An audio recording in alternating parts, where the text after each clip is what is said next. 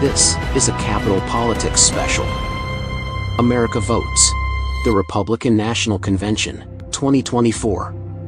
Now reporting, Ethan Vargas. We'll have values and our children will love God.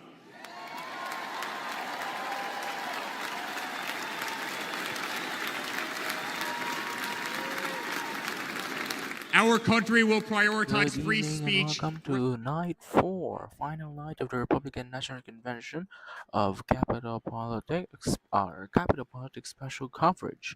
Tonight, former President Donald Trump will formally accept the nomination of his party. I'm Ethan Vargas reporting from Capital Politics election headquarters. You can see now the son of the former president, Eric Trump, one of, I think, Florida.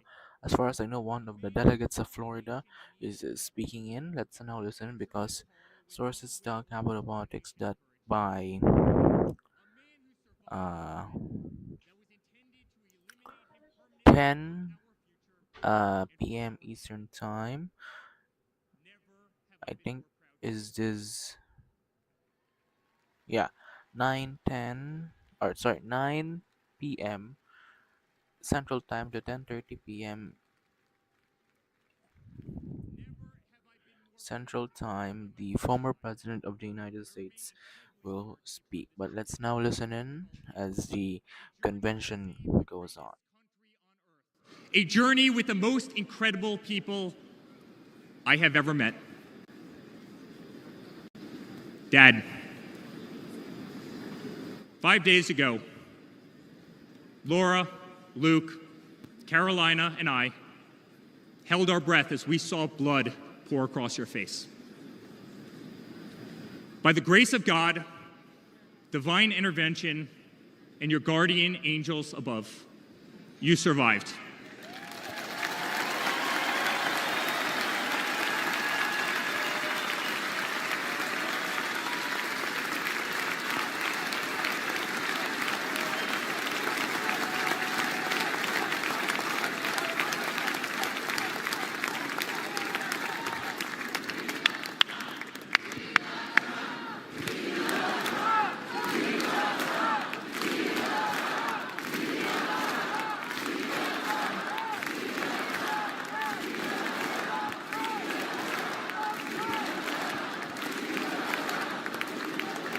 You are the greatest fighter I have ever seen.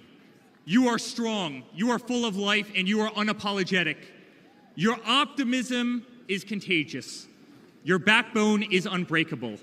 Your conviction to fight for what is right and against all that is wrong is truly next level.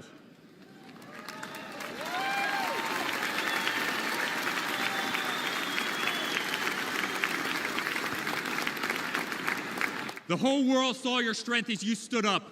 You wiped the blood off your face, and you put your fist in the air in a moment that will be remembered as one of the most courageous acts in the history of American politics. You shouted, "Fight, fight, fight!"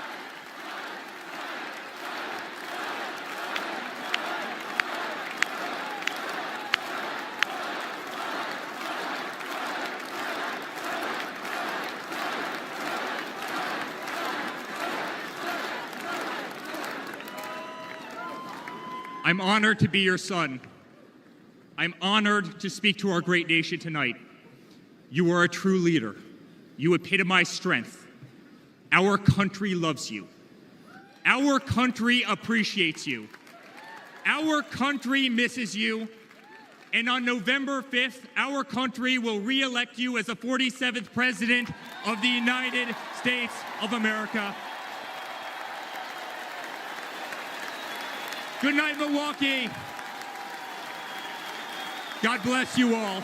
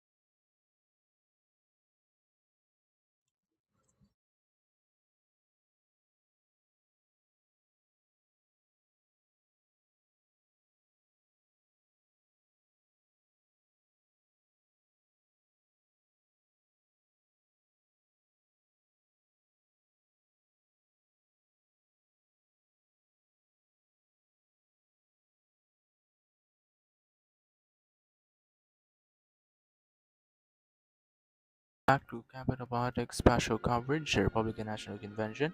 Former First Lady Melania Trump is expected to speak. Let's listen in.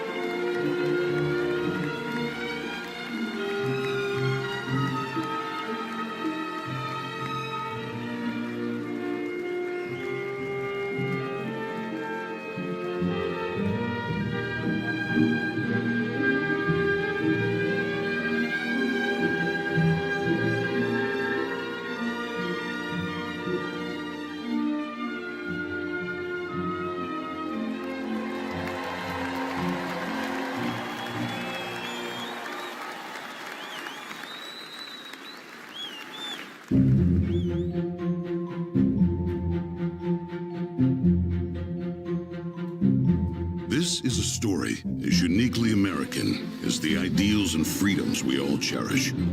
A story of a life dedicated to dreaming big. A story about giving back to the people in his beloved city.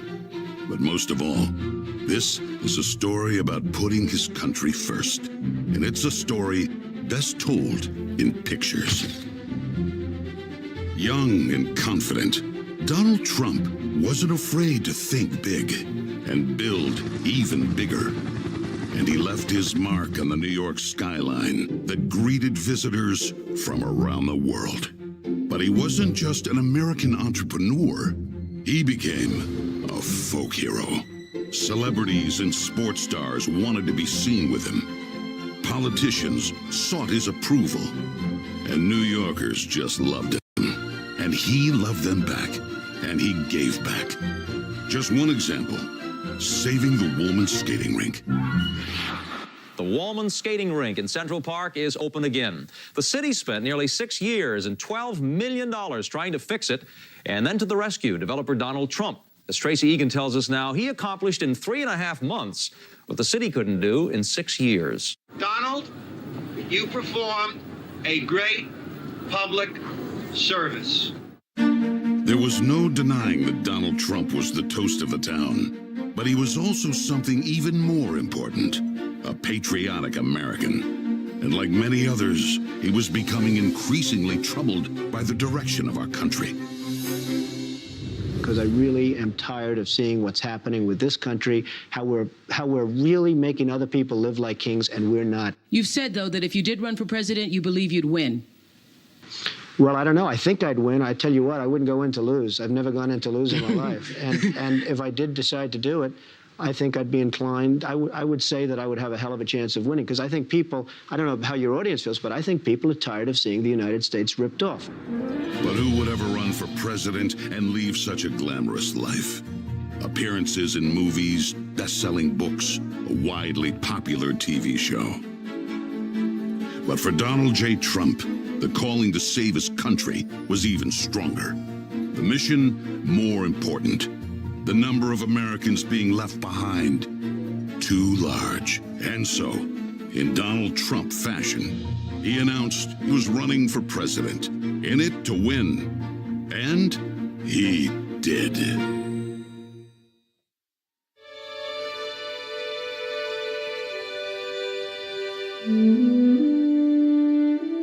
From his first day in office, the Washington politicians learned something about President Trump. He's not afraid to fight for what he believes in. They call that having the courage of your convictions.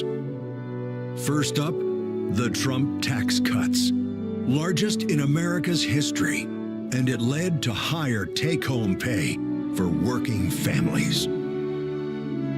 Unfortunately, today, taxes are up and incomes down. The politicians just never learn. Next for President Trump, secure our border. Check. Miles and miles of wall built.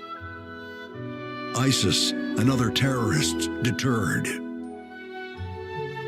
But now, we have the Barney Fife of border security, leading to 250,000 Americans dead from fentanyl coming in.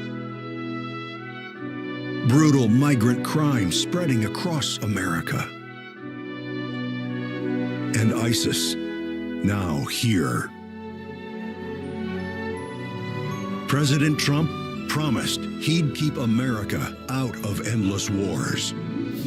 Welcome words to the families of our young men and women who serve. And another promise kept. He started by strengthening our military, then traveled the world, meeting with our allies, and even with our main adversaries, just so they understood that America's strength and resolve was back. Because that's what a strong commander-in-chief does. And it led to a stable world at peace and our troops safe. Today, a different story. Our enemies smelled weakness, then set the world on fire. Putin saw it, then invaded Ukraine. Hamas saw it, then started a war in the Middle East.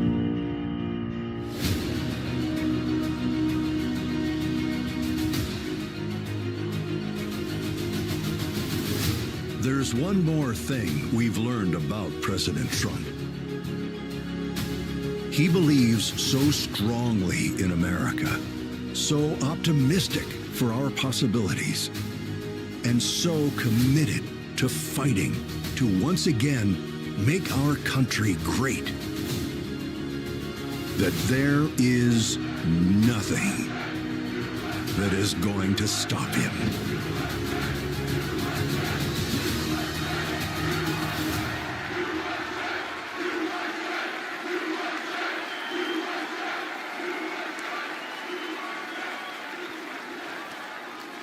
Ladies and gentlemen, please welcome Kid Rock.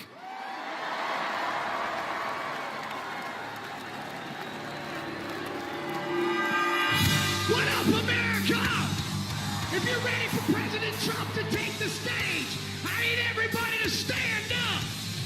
I need everybody to put a fist up in the air. Everybody, get a fist up in the air. Now follow me.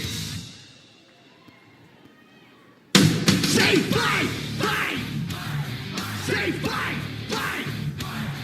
Say fight, fight. Cause that somebody scream.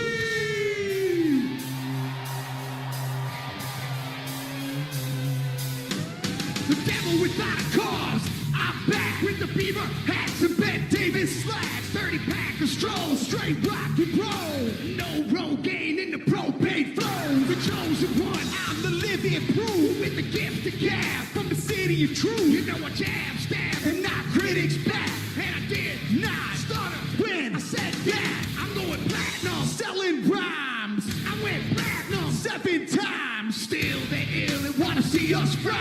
I guess because only God knows why.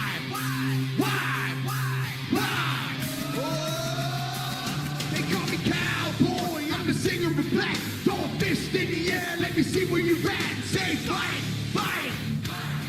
Say fight, fight. Say fight, fight. And say Trump, Trump.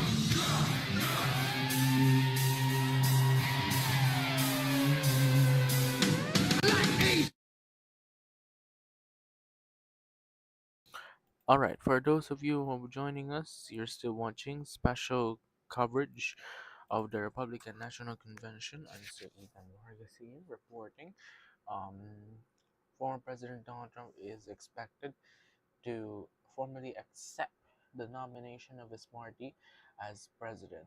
Um, While on August, we cannot cover the whole week of the Democratic National Convention, but we will cover the night 2 of the Republican National Convention beginning at 9 p.m. Eastern. We're gonna make the formal announcement then. But Monday next week, Capital Politics will air or will cover or will have a special coverage of the night of the State of the Nation address of Philippine President Ferdinand Marcos Jr. beginning at 3:30 p.m. Philippine time, 3:30 a.m. Eastern time.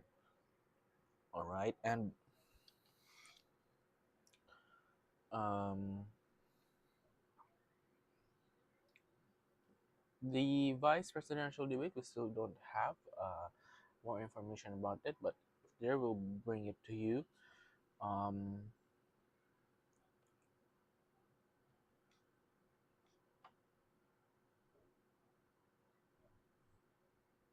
all right.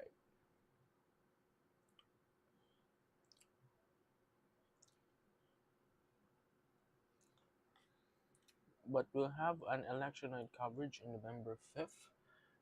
As this is the one of the historical, we'll have it covered throughout the election night from 7 p.m. Eastern time to 2 a.m. Eastern time. We're gonna bring that special coverage of the election night to you. But again, we'll have that the Democratic National Convention coverage beginning at or we'll not have the full week, but we'll have a 1 day 2 hour primetime special that's on August 20, beginning at, we're gonna announce it formally.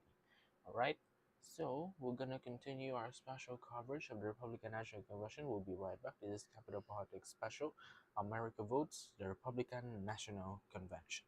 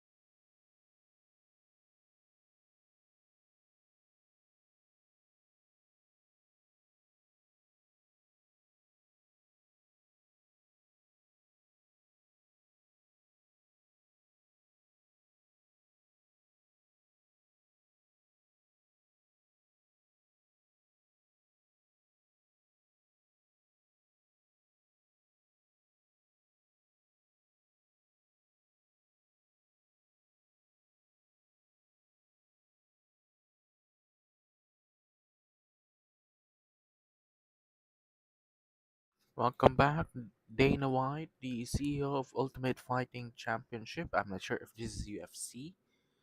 Um, but Dana White, yeah, Ultimate Fighting Champion CEO now speaks. Let's listen in. I think, he's the last one to speak before former President Donald Trump. A fight for our country and even the world. I only wish you didn't have to interrupt your family trip, but I hope they understand they love you and they know how important this is. Now think about this. This man's running for president of the United States. He's fighting for the future of this country, and he's concerned about interrupting my family trip. That's the President Trump that I know, a man who truly cares about people. The mainstream media likes to push the narrative that he doesn't care about anyone but himself. I absolutely know that's not the truth because I've been friends with this guy for 25 years. And for the people who know me, they'll know this is true. I just want to make something very clear.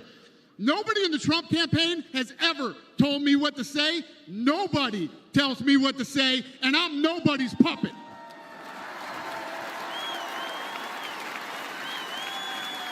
And I'm not telling you what to think. I'm telling you what I know. And I know President Trump. I know President Trump is a fighter. I've been saying this since 2015. Now look at what's happened over the last 10 years. We have all seen it with our own eyes. I'm in the tough guy business, and this man is the toughest, most resilient human being that I've ever met in my life. The higher the stakes, the harder he fights, and this guy never, ever gives up. So what's at stake here?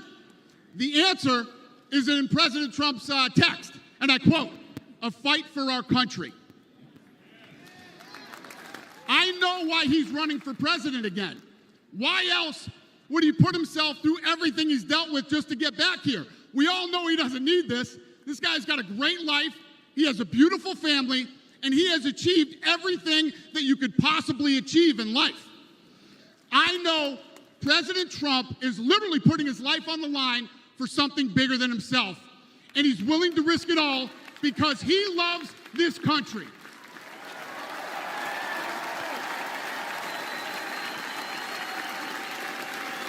And I know he wants what's best for the American people, all American people. I know he's running for president to save our American dream. I'm living the American dream, and I know the American dream is very real. Whether you were born in this country or came here from someplace else, this is the last real land of opportunity. President Reagan once said, "Government's first duty is to protect the people, not run their lives."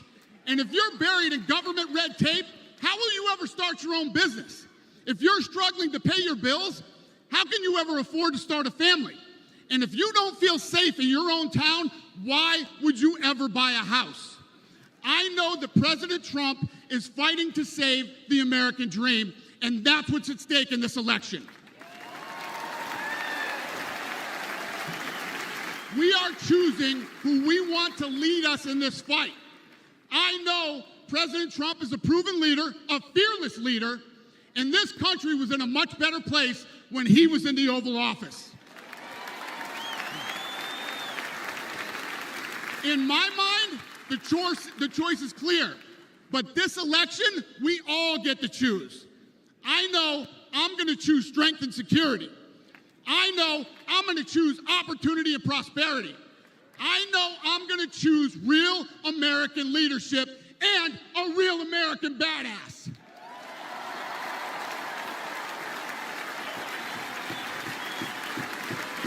And I'm not telling you what choice to make, and I'm not telling you what to think. I'm telling you what I know. I know America needs a strong leader, and the world needs a strong America. I know Donald J. Trump is the best choice for President of the United States. My fellow Americans, it is my honor to introduce the 45th and soon-to-be 47th President of the United States, Donald J. Trump.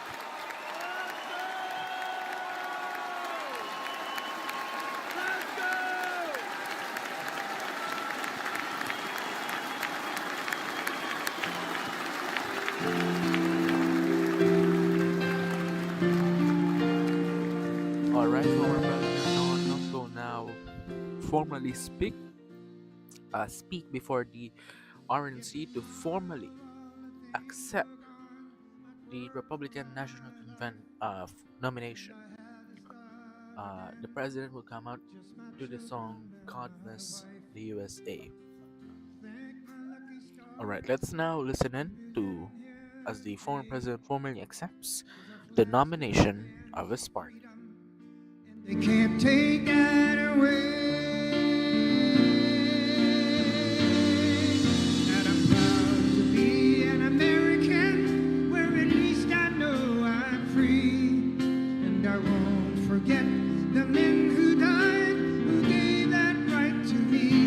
And I gladly stand up next to you and defend her still today. 'Cause there ain't no doubt I love this land. Sing it. God bless the USA.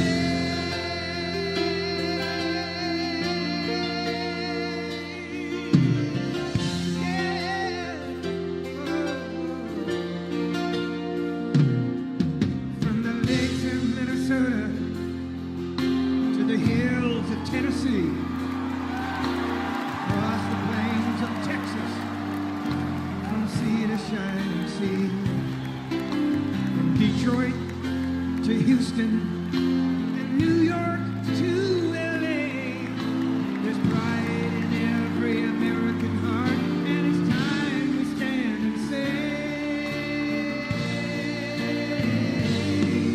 that I'm proud to be an American, where at least I know I'm free. And I won't forget the men who died, who gave that right to me. And I gladly stand up next to you and defend her still today. 'Cause there ain't no doubt I love this land. God bless the USA.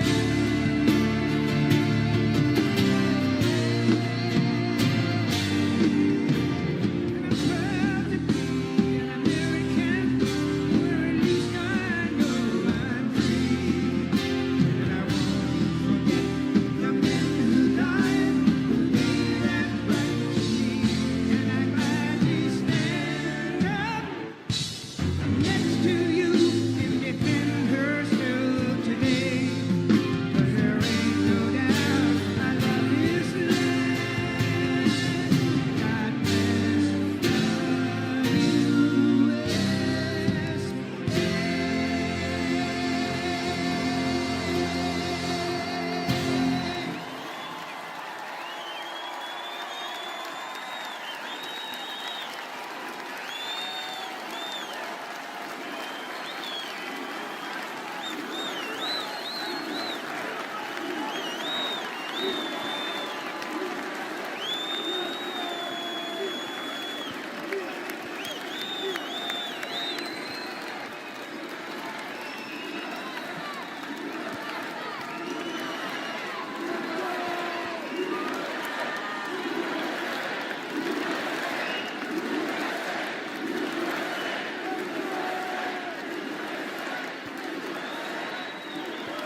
Thank you very much. Thank you very, very much. Wow. And thank you, Dana. Thank you, Kid Rock, sometimes referred to as Bob. And thank you, Lee, right from the beginning. Thank you very much. What a talent. What a beautiful, beautiful song. Thank you.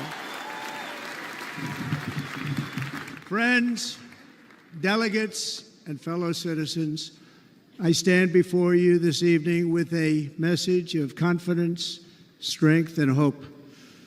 4 months from now, we will have an incredible victory, and we will begin the 4 greatest years in the history of our country. Together, we will launch a new era of safety, prosperity, and freedom for citizens of every race, religion, color, and creed. The discord and division in our society must be healed. We must heal it quickly. As Americans, we are bound together by a single fate and a shared destiny. We rise together or we fall apart. I am running to be president for all of America, not half of America, because there is no victory in winning for half of America. So tonight, With faith and devotion, I proudly accept your nomination for President of the United States. Thank you.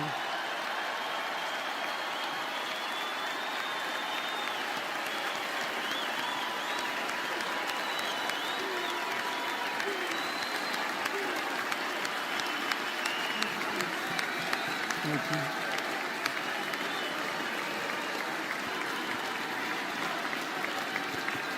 Thank you very much.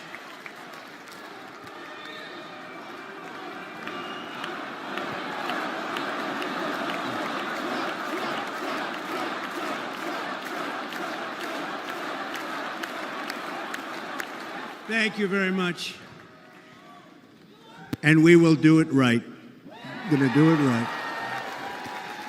Let me begin this evening by expressing my gratitude to the American people for your outpouring of love and support following the assassination attempt at my rally on Saturday.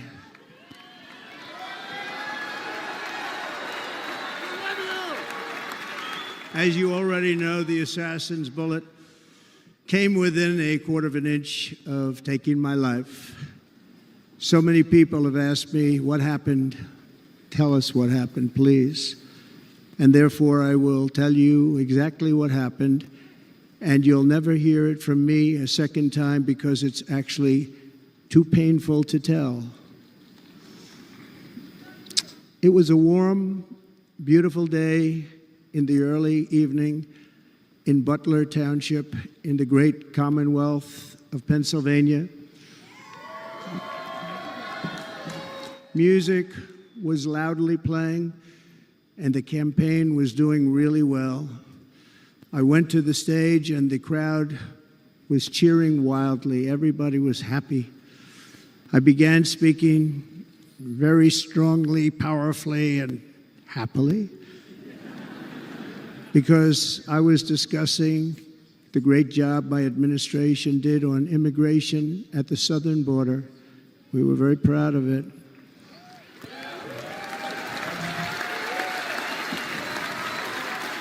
Behind me and to the right was a large screen that was displaying a chart of border crossings under my leadership. The numbers were absolutely amazing. In order to see the chart, I started to, like this, turn to my right and was ready to begin a little bit further turn, which I'm very lucky I didn't do, when I heard a loud whizzing sound and felt something hit me really, really hard on my right ear. I said to myself, wow, what was that? It can only be a bullet. And moved my right hand to my ear, brought it down. My hand was covered with blood, just absolutely blood all over the place. I immediately knew it was very serious, that we were under attack, and in one movement proceeded to drop to the ground. Bullets were continuing to fly as very brave Secret Service agents rushed to the stage, and they really did. They rushed to the stage.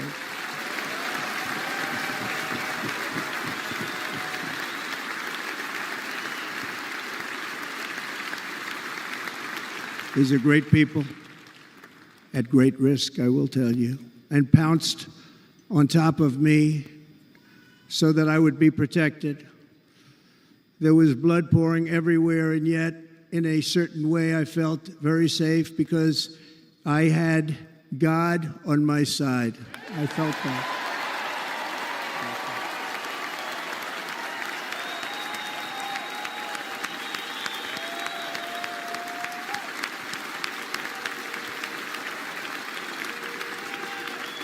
The amazing thing is that prior to the shot, if I had not moved my head at that very last instant, the assassin's bullet would have perfectly hit its mark, and I would not be here tonight. We would not be together.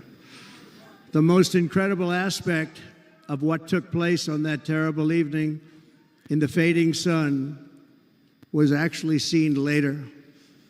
In almost all cases, as you probably know, and when even a single bullet is fired, just a single bullet, and we had many bullets that were being fired, crowds run for the exits or stampede, but not in this case. It's very unusual.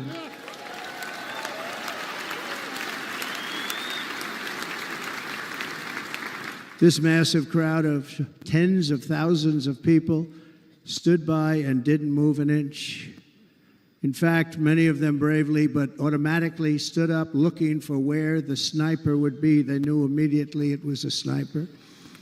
And then began pointing at him. You can see that if you look at the group behind me. That was just a small group compared to what was in front.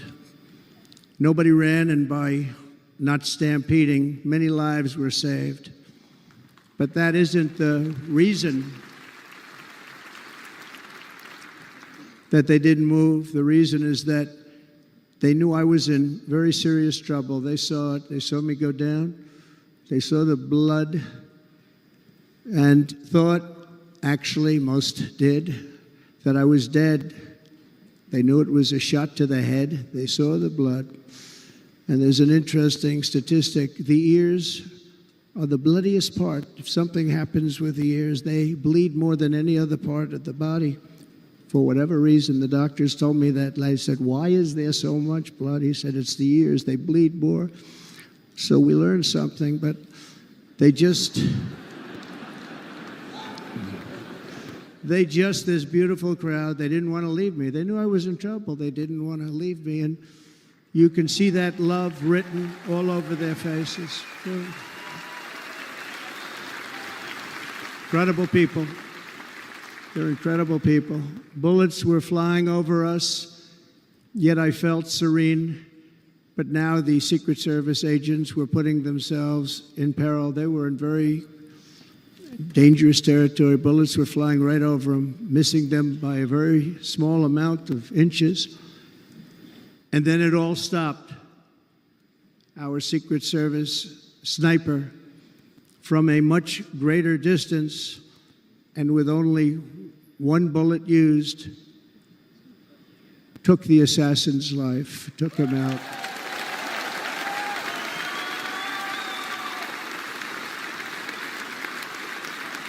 I'm not supposed to be here tonight. Not supposed to be here. Yeah.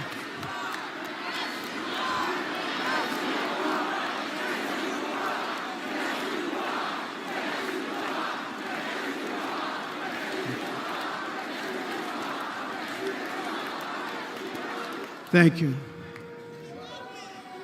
But I'm not. And I'll tell you, I stand before you in this arena only by the grace of Almighty God.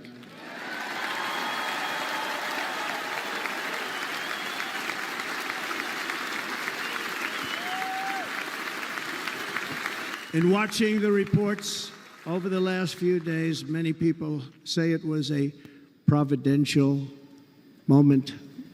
Probably was. When I rose, surrounded by Secret Service, the crowd was confused because they thought I was dead, and there was great, great sorrow. I could see that on their faces as I looked out. They didn't know I was looking out. They thought it was over. But I could see it, and I wanted to do something to let them know I was okay. I raised my right arm, looked at the thousands and thousands of people that were breathlessly waiting, and started shouting, "Fight, fight, fight."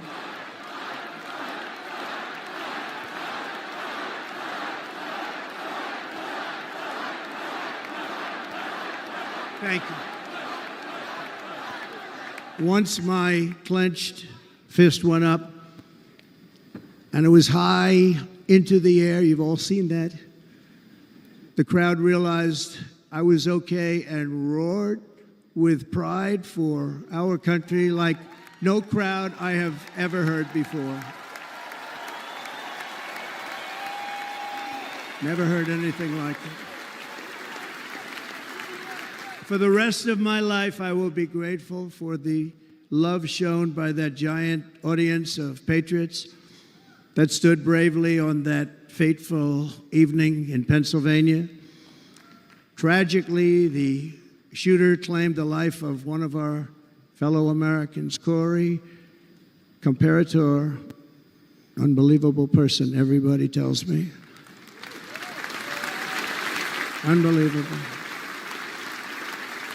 And seriously wounded, two other great warriors, spoke to them today, David Dutch and James Copenhaver, two great people. I also spoke to all three families of these tremendous people. Our love and prayers are with them and always will be. We're never going to forget them. They came for a great rally. They were serious Trumpsters, I want to tell you. They were serious Trumpsters and still are. But Corey, unfortunately, we have to use the past tense. He was incredible. He was a highly respected former fire chief, respected by everybody. Was accompanied by his wife, Helen, incredible woman. I spoke to her today, devastated, and two precious daughters. He lost his life selflessly acting as a human shield to protect them from flying bullets. He went right over the top of them and was hit. What a fine man he was.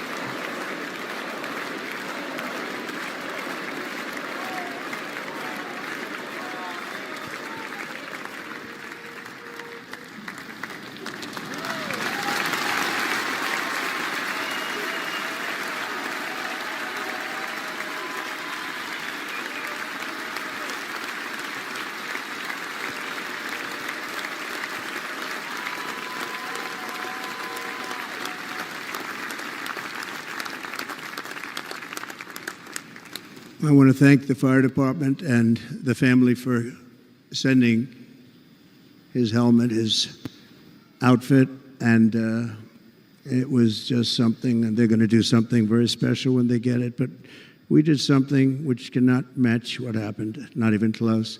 But I am very proud to say that over the past few days, we've raised $6.3 million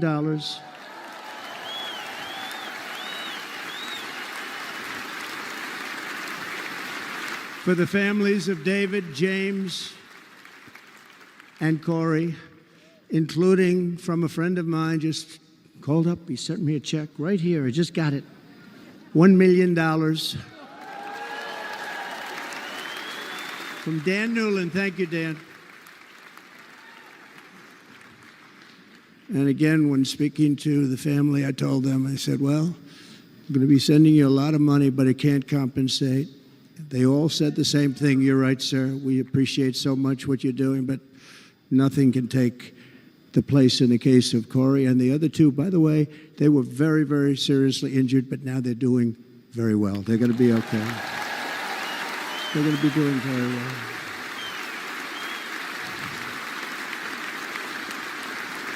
They're warriors.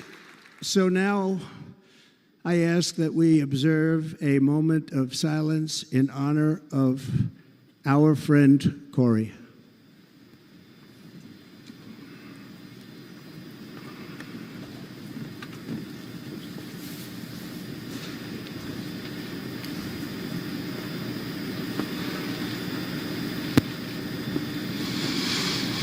There is no greater love than to lay down one's life for others. This is the spirit that forged America in her darkest hours, and this is the love that will lead America back to the summit of human achievement and greatness. This is what we need. Despite such a heinous attack, we unite this evening more determined than ever. I am more determined than ever, and so are you. So is everybody in this room.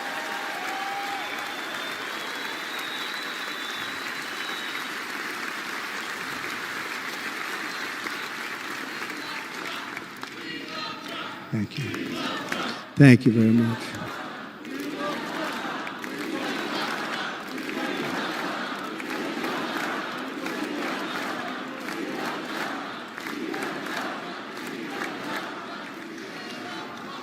Our resolve is unbroken and our purpose is unchanged to deliver a government that serves the American people better than ever before.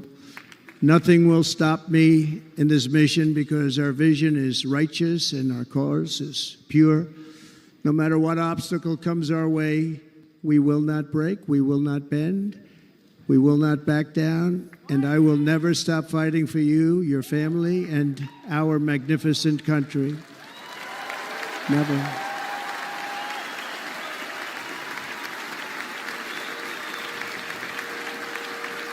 And everything I have to give with all of the energy and fight in my heart and soul, I pledge to our nation tonight. Thank you very much. I pledge that to our nation.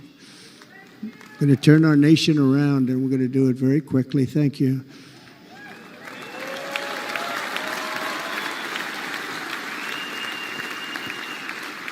This election should be about the issues facing our country and how to make America successful, safe, free, and great again.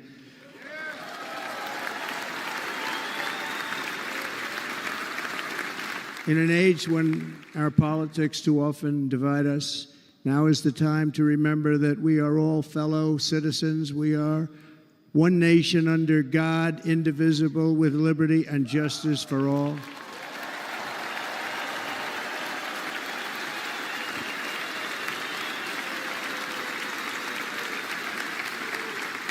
And we must not criminalize dissent or demonize political disagreement, which is what's been happening in our country lately at a level that nobody has ever seen before. In that spirit, the Democrat Party should immediately stop weaponizing the justice system and labeling their political opponent as an enemy of democracy. Especially since that is not true. In fact, I am the one saving democracy for the people of our country.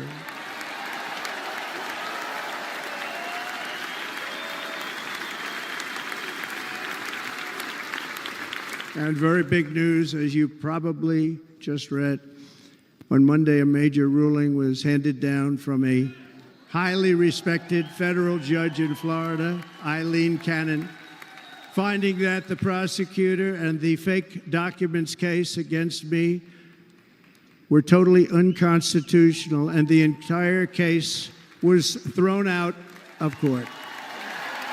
With all of that publicity, thrown out of court. If Democrats want to unify our country, they should drop these partisan witch hunts, which I have been going through for approximately 8 years. And they should do that without delay and allow an election to proceed that is worthy of our people. We're going to win it anyway, but worthy of our people. On this journey, I am deeply honored to be joined by my amazing wife, Melania.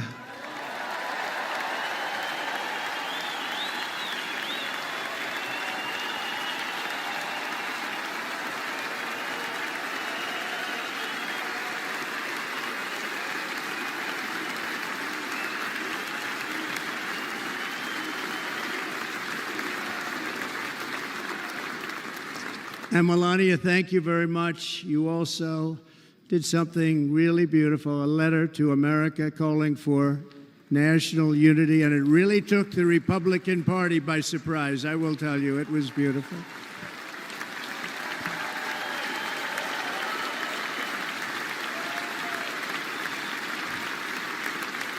fact, some very serious people said that we should take that letter and put it as part of the Republican platform. That would be an honor, wouldn't it? Right, Mr. Congressman? But it captivated so many, so I also want to thank my entire family for being here. Don, Kimberly, Ivanka and Jared, Eric and Lara, Tiffany and Michael, Barron. We love our Barron.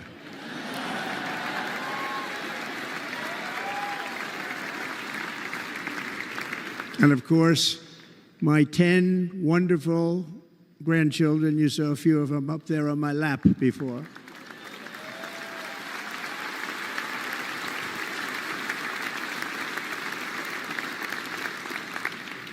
And how good was Dana?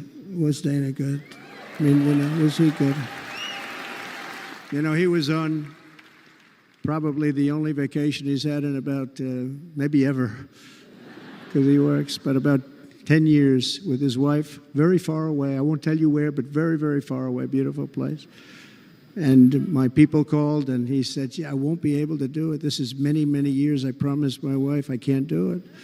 And they came in, they said, Dana won't be able to do it because he was my first, second, and third choice. I said, well, that's too bad, but I understand he's away, and it's good. It's good for him. And that was it. About 30 minutes later, she came back in, sir, Dana just called. He's going to do it. And his wife, she said, you can't turn him down. You just can't do it. You have to go. That's a good wife.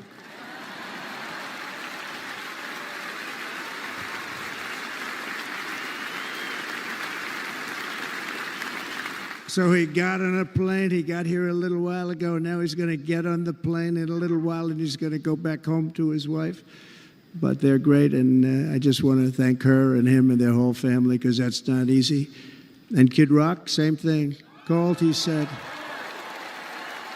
I want to be a part of it. I want to be a part, because, Kid does his great song, Big, Big Monster song. I had no idea. He became a friend of mine over the last 10 years. And he's amazing. Everyone loves him. I didn't even know how big he was. He has rallies, 35, 40,000 people he gets every time he goes out. I think he's making so much money, he doesn't know what the hell to do with it. You want to know? And then we have my other friend, and I've known him so long, and we took that song, and it was a big success, but we made that.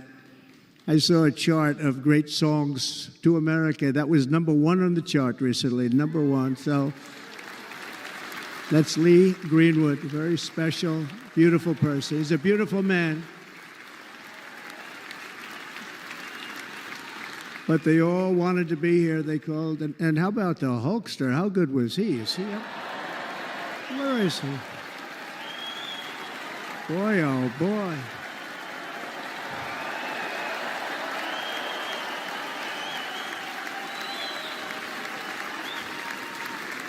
They may call that entertainment. I know about entertainment, but when he used to lift a 350-pound man over his shoulders and then bench press him 2 rows into the audience, I say maybe entertainment, but he is one strong son of a gun. I will tell you, I watched it many times. There aren't a lot of entertainers that can do that, right? You were fantastic. Thank you very much. Followed by Eric. What was that all about? Boy, that was good. I didn't want to really come up here. But he was so great, and he's such a good young man. He went through a lot of trouble, and Don last night was incredible. They went through so much trouble. They got subpoenaed more than any people probably in the history of the United States. Every week they get another subpoena from the Democrats, crazy Nancy Pelosi, the whole thing, just boom, boom, boom. They've got to stop that because they're destroying our country. We have to work on making America great again, not on beating people. And we won. We beat them in all. We beat them on the impeachments. We beat them on indictments. We beat them. But the time that you have to spend, if they would devote that genius to helping our country, we'd have a much stronger and better country.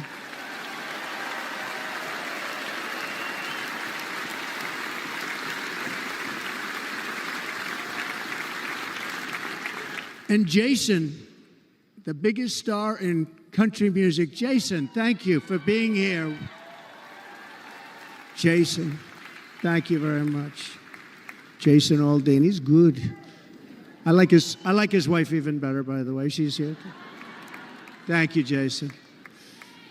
But I'm thrilled to have a new friend and partner fighting by my side. The next Vice President of the United States, the current Senator from Ohio, J.D. Vance, and his incredible wife, Usha.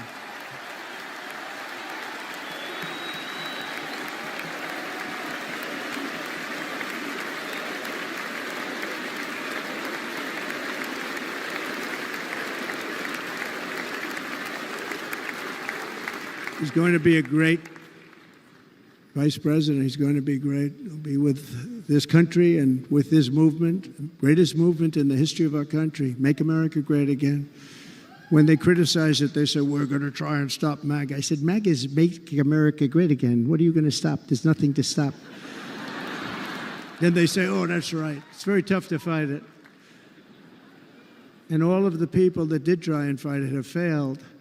But he's going to be with us for a long time, and it was an honor to select him. Great student at Yale. His wife was a great student at Yale. They met at Yale. These are two smart people. So, J.D., you're going to be doing this for a long time. Enjoy the ride. Put your fist in the air in a moment that will be remembered as one of the most courageous acts in the history of American politics. You shouted, fight, fight, fight, fight.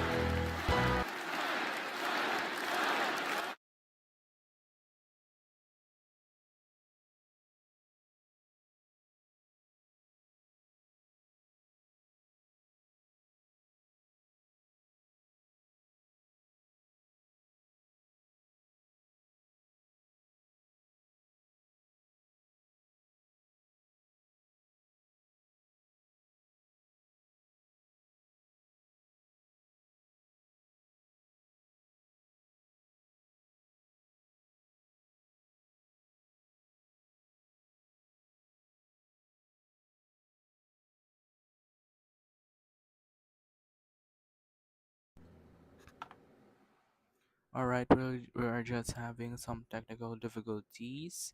We're gonna continue to bring the speech in just a few moments.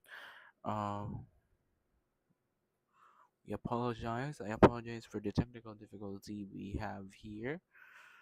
I think someone or the keyword was misclick. For a while, we're just gonna fix this. We'll return it to you, the speech of the former president.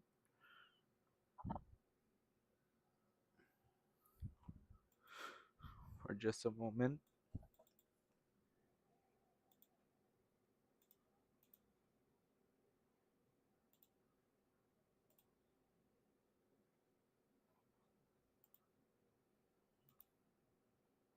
Just for a while.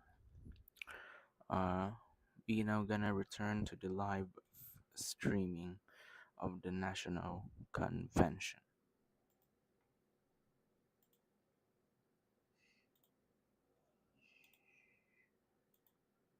Alright, here's now the continuing live footage of the Republican National Convention. Alright, for a moment, again, we're just having again some technical difficulties. Alright, here's now the Republican National Convention. Can't use our new space age drugs and other things that we are way ahead. We have the greatest doctors in the world, the greatest laboratories in the world, and you can't do it. They've been trying to get that approved for 52 years. Wasn't that easy? The insurance companies didn't want to do it. They didn't want the risk. The labs didn't want to do it because if it didn't work, people are pretty far down the line toward death. They didn't want to do it. The doctors didn't want to have it on their records, so I got everybody into an office. 52 years they tried. Sounds simple, but it's not. And I got them to agree that somebody that needs it will, instead of going to Asia, Europe, or someplace, or if you have no money going home and dying, just die. We got them to sign an agreement, agree to it, where they're not going to sue anybody. They're going to get all of this stuff. They're going to get it really fast. And what's happened is we're saving thousands and thousands of lives. It's incredible. Right to try. It's a great feeling. Under our leadership, the United States will be respected again. No nation will question our power. No enemy will doubt our might. Our borders will be totally secure. Our economy will soar. We will return law and order to our streets, patriotism to our schools, and importantly, we will restore peace, stability, and harmony all throughout the world. But to achieve this future, we must first rescue our nation from failed and even incompetent leadership. We have totally incompetent leadership. This will be the most important election in the history of our country. Under the current administration, we are indeed a nation in decline. We have an inflation crisis that is making life unaffordable, ravaging the incomes of working and low-income families, and crushing, just simply crushing our people like never before. They've never seen anything like it. We also have an illegal immigration crisis, and it's taking place right now as we sit here in this beautiful arena. It's a massive invasion at our southern border that has spread misery, crime, poverty, disease, and destruction to communities all across our land. Nobody's ever seen anything like it. Then there's an international crisis, the likes of which the world has seldom been part of. Nobody can believe what's happening. War is now raging in Europe and the Middle East. A growing specter of conflict hangs over Taiwan, Korea, the Philippines, and all of Asia, and our planet is teetering on the edge of World War III, and this will be a war like no other war because of weaponry. The weapons are no longer army tanks going back and forth shooting at each other. These weapons are obliteration. It's time for a change. This administration can't come close to solving the problems. We're dealing with very tough, very fierce people. They're fierce people. And we don't have fierce people. We have people that are a lot less than fierce, except when it comes to cheating on elections and a couple of other things. Then they're fierce. Then they're fierce. So tonight, I make this pledge to the great people of America. I will end the devastating inflation crisis immediately, bring down interest rates, and lower the cost of energy. We will drill, baby, drill.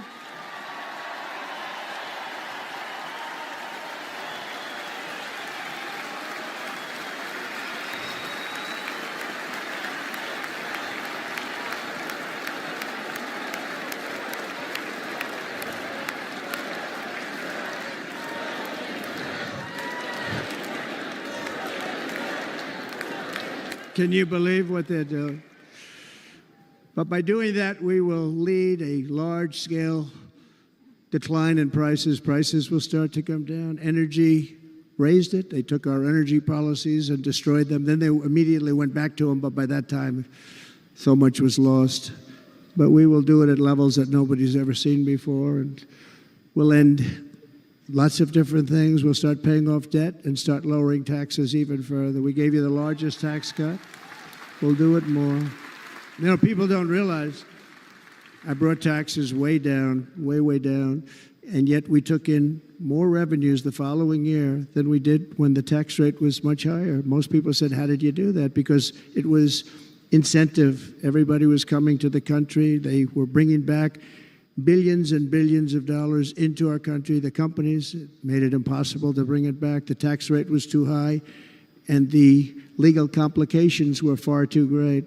I changed both of them, and hundreds of billions of dollars by Apple and so many other companies were brought back into our nation, and we had an economy the likes of which no nation had ever seen. China, we were beating them at levels that were incredible.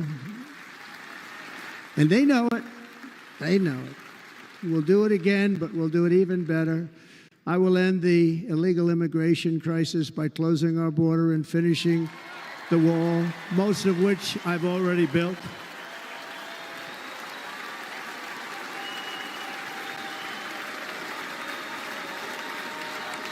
On the wall, we were dealing with a very difficult Congress.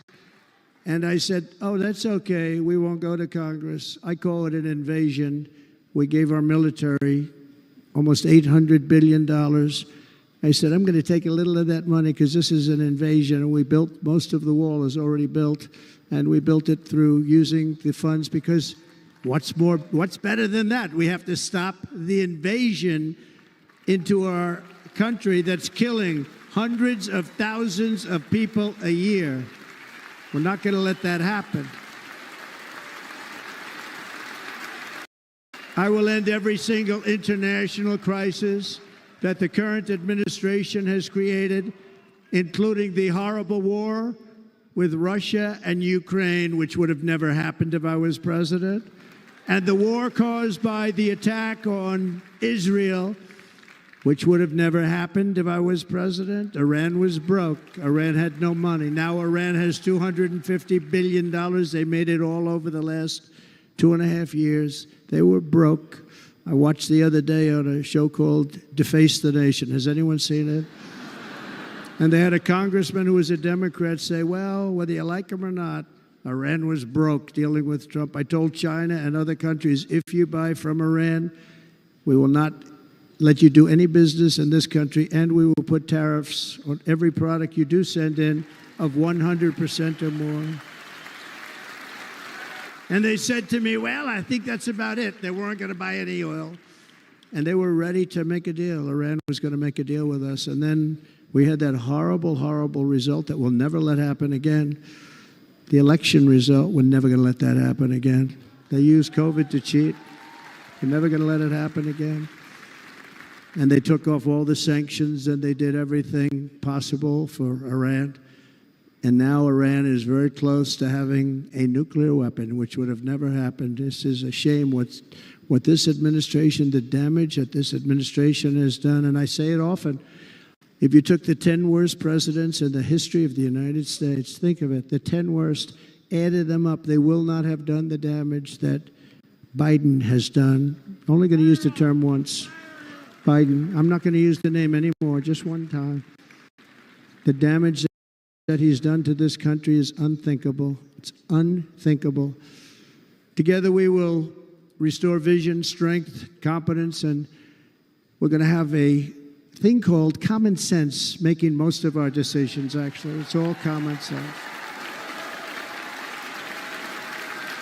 Just a few short years ago, under my presidency, we had the most secure border and best economy in the history of our country, in the history of the world. We had the greatest economy in the history of the world. We had never done anything like it. We were beating every country, including China, by leaps and bounds. Nobody had seen anything like it. We had no inflation. Soaring incomes were going. Nobody can believe it. You can't believe what happened 4 years ago is happening now in reverse.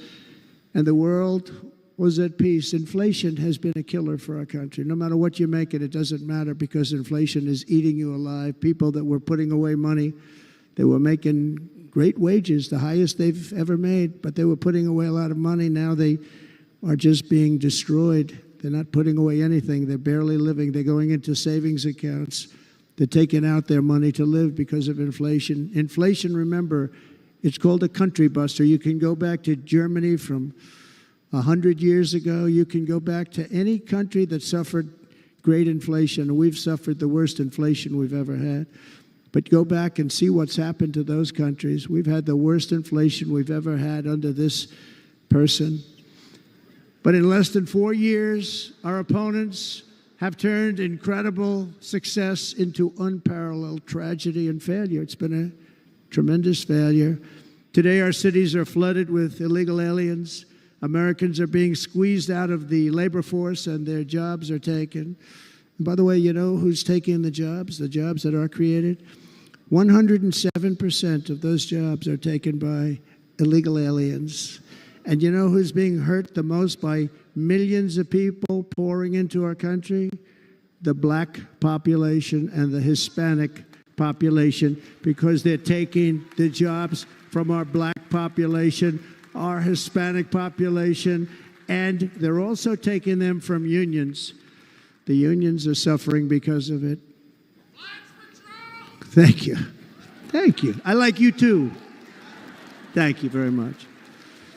Inflation has wiped out the life savings of our citizens and forced the middle class into a state of depression and despair. That's what it is. It's despair and depression. We cannot and will not let this continue. Less than 4 years ago, we were a great nation, and we will soon be a great nation again. We're going to be a great nation again.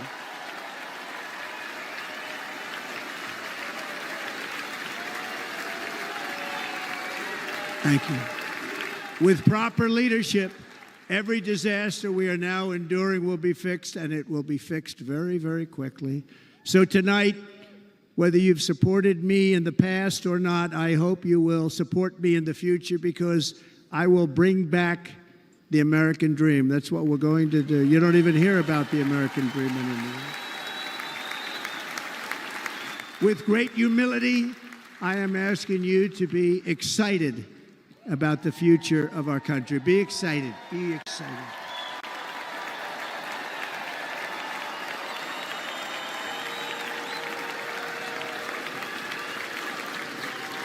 And by the way, the news reports, look at all of those big networks. Look at them. They're all here. But every one of them has said this could be the most organized, best run, and most enthusiastic convention of either party that they've ever seen. Every single one.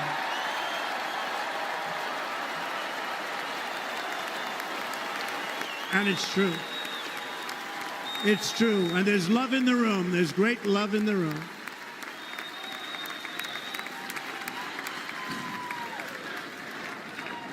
So I better finish strong. Otherwise, we'll blow it. And we can't let that happen. Now, this was great. All of the great people that spoke, and everybody hit a home run. I mean, there's not one that I can think of where I said, oh, gee, that wasn't great. Every single person.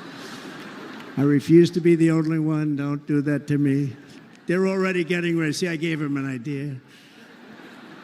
Now, this was a great convention. This was, I think we're actually going to go home and miss it. You know, usually with a first of all, look at these crowds. You'd never have this at a convention. Look at these crowds.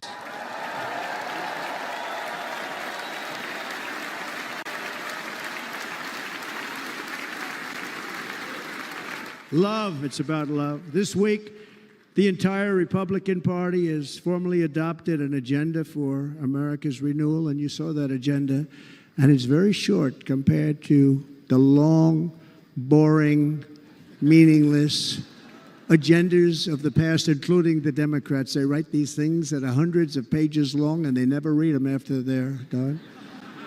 In their case, fortunately, they don't read them because they're pretty bad. It's a series of bold promises that we will swiftly implement when you give us a Republican House. And Mr. Speaker, thank you very much. We have our great Speaker of the House with us tonight. Mr. Speaker, thank you very much. Thank you. A Republican Senate. We have many senators here. And send me back to our beautiful White House just a few short months from now. We're talking about just months. It can't come fast enough. We have to get it done. First, we must get economic relief to our citizens. Starting on day one, we will drive down prices and make America affordable again. We have to make it affordable. It's not affordable. People can't live like this. Under this administration, our current administration, groceries are up 57%, gasoline is up 60 and 70%, mortgage rates have quadrupled. And the fact is, it doesn't matter what they are because you can't get the money anyway. You can't buy houses. Young people can't get any financing to buy a house. The total household costs have increased an average of $28,000 per family under this administration. Republicans have a plan to bring down prices and bring them down very, very rapidly. By slashing energy costs, we will in turn reduce the cost of transportation, manufacturing, and all household goods. So much starts with energy.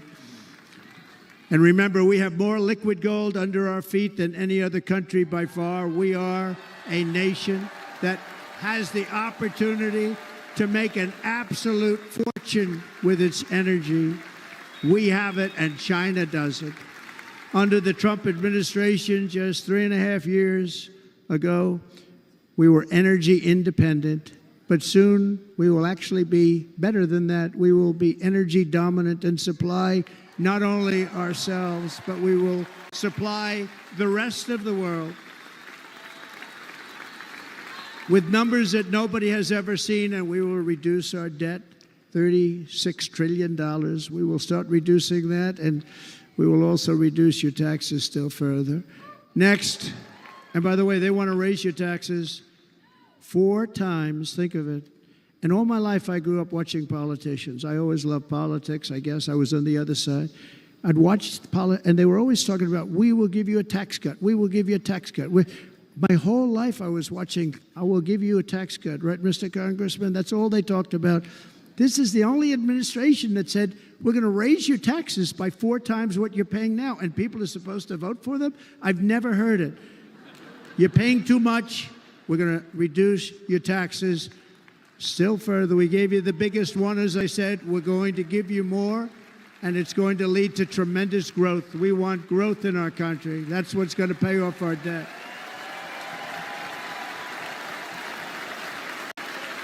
And next, we will end the ridiculous and actually incredible waste of taxpayer dollars that is fueling the inflation crisis. They spent trillions of dollars on things having to do with the Green New Scam. It's a scam. And that's caused tremendous inflationary pressures in addition to the cost of energy. And all of the trillions of dollars that are sitting there not yet spent, we will redirect that money for important projects like roads, bridges, dams, and we will not allow it to be spent on meaningless green new scam ideas.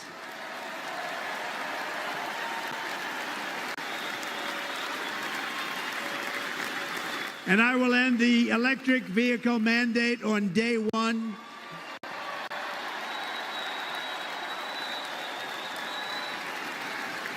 Thereby saving the U.S. auto industry from complete obliteration, which is happening right now, and saving U.S. customers thousands and thousands of dollars per car. And right now, as we speak, large factories just started are being built across the border in Mexico. So with all the other things happening on our border, and they're being built by China to make cars and to sell them into our country. No tax, no anything. The United Auto Workers ought to be ashamed for allowing this to happen. And the leader of the United Auto Workers should be fired immediately. And every single auto worker, union and non-union, should be voting for Donald Trump, because we're going to bring back car manufacturing and we're going to bring it back fast.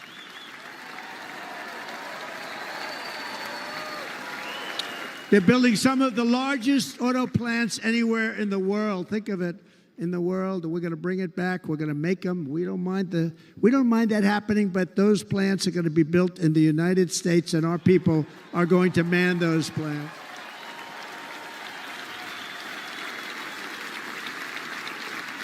And if they don't agree with us, we'll put a tariff of approximately 100 to 200% on each car, and they will be unsellable in the United States.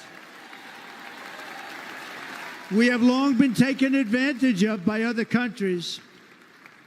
And think of it, oftentimes these other countries are considered so-called allies. They've taken advantage of us for years. We lose jobs, we lose revenue, and they gain everything and wipe out our businesses, wipe out our people.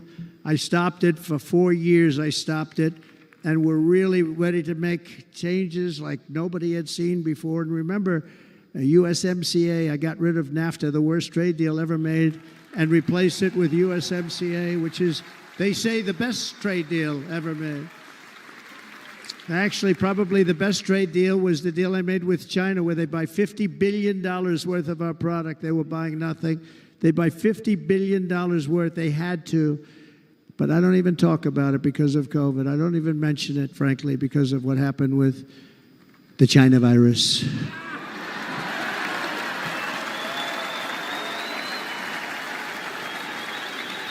We will not let countries come in, take our jobs, and plunder our nation. They come and do that.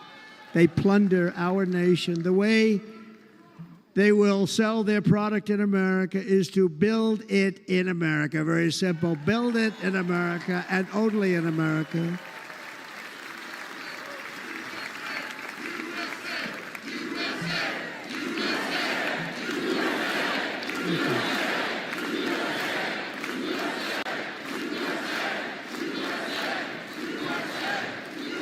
And this very simple formula, and Congress has to go along with us, and they will. This very simple formula will create massive numbers of jobs. We will take over the auto industry again, and many, many, hundreds of thousands of jobs. We lost so many jobs over the years. If you go back 20, 25 years, they've stolen, going to China and Mexico, about 68% of our auto industry manufacturing jobs. We're going to get them all back. We're going to get them all back, every one of them.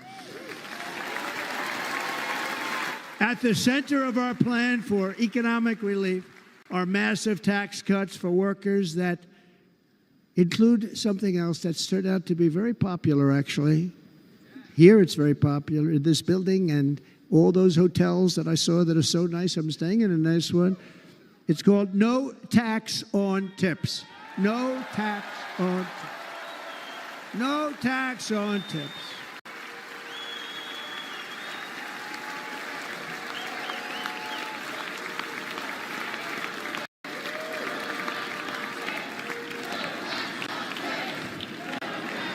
I got that by having dinner recently in Nevada, where we're leading by about 14 points. Hello. I'll see you there very soon, everybody. And we're having dinner at a beautiful restaurant in the Trump building on the Strip, and it's a great building, and the waitress comes over. How's everything going? A really nice person. How's everything? Oh, sir, it's so tough. The government's after me all the time on tips, tips, tips. I said, well, they give you cash. Would they be able to find him? She said, actually, and I didn't know this, she said, very little cash is given. It's all put right on the check. And they come in and they take so much of our money, it's just ridiculous. And they don't believe anything we say. And they've just hired, as you know, 88,000 agents to go after him even more.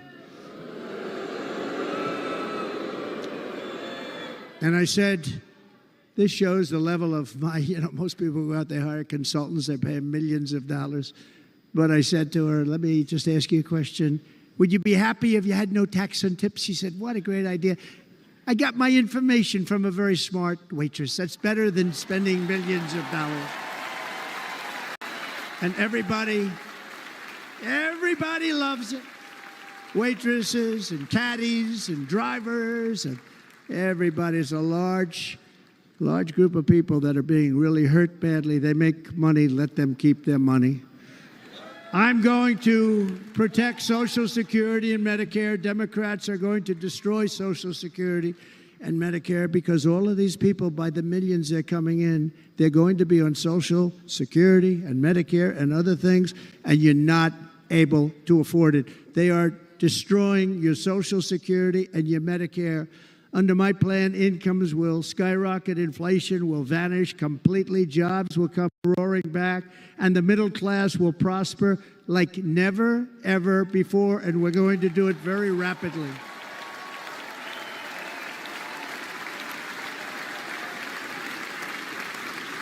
But no hope or dream we have for America can succeed unless we stop the illegal immigrant invasion, the worst that's ever been seen anywhere in the world. There's never been an invasion like this anywhere. Third world countries would fight with sticks and stones not to let this happen. The invasion at our southern border, we will stop it, and we will stop it quickly. You heard Tom Homan yesterday. Tom Homan, put him in charge and just sit back and watch. Brandon Judd, the Border Patrol, he's incredible. These guys, they really, their job is a lot easier if they don't have to do anything, but they want to. They're patriots. Brandon Judd, Border Patrol, ICE. ICE goes out. You have to see what ICE does with MS-13. You have these are probably the worst gang, and ICE goes in there. And I know a lot of people in these rows here, and they're very tough people, but they don't want to do this job. They'll go into a pack of MS-13 killers. They're the worst. Probably the worst gangs in the world.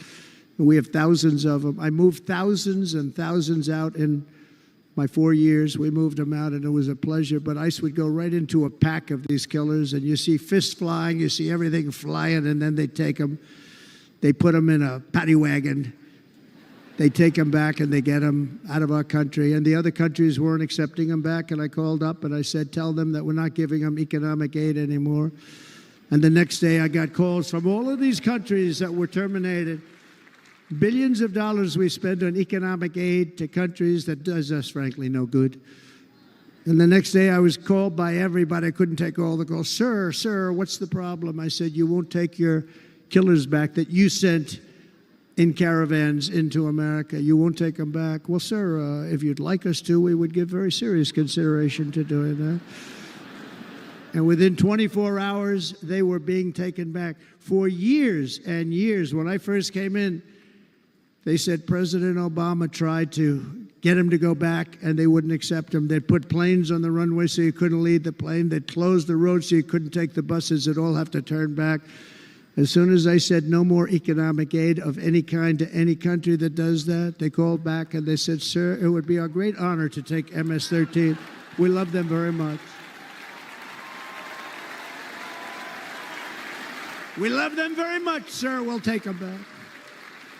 At the heart of the Republican platform is our pledge to end this border nightmare and fully restore the sacred and sovereign borders of the United States of America, and we're going to do that on day one.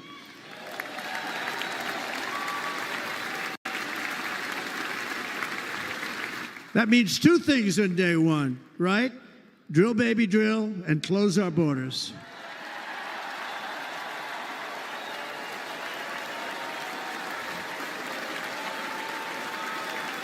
And by the way, and I think everybody as a Republican, as a patriot in this room, and most Democrats, we want people to come into our country, but they have to come into our country legally. Legally. Less than 4 years ago, I handed this administration the strongest border in American history. But you can see on the chart that saved my life, that was the chart that saved my life. I said, look it, I'm so proud of it. I think it's one of the greatest, it was done by the Border Patrol, one of the greatest charts I've ever seen. It showed everything just like that. You know the chart. Oh, there it is. That's pretty good. Wow. Last time I put up that chart, I never really got to look at it. But without that chart, I would not be here today.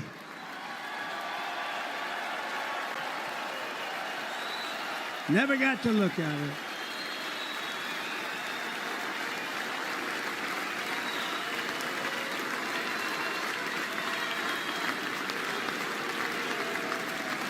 I said, you got to see this chart. I was so proud of it, and by the time I got to there, I never got to see it that day. But I'm seeing it now, and I was very proud. If you look at the arrow on the bottom, that's the lowest level, the one on the bottom, heavy red arrow. That's the lowest level of illegal immigrants ever to come into our country in recorded history, right there. Right there. And that was my last week in office. And then you see what happened after I left. Look at the rest. And if you go out a little bit further, it's getting to be a little bit old, but I love it anyway, right? But you can go much higher with those numbers. Look what happened right after that. The invasion began. We had the opposite. We stopped the invasion. But the invasion that we stopped was peanuts by comparison to what happened after I left. Look at what happened after I left.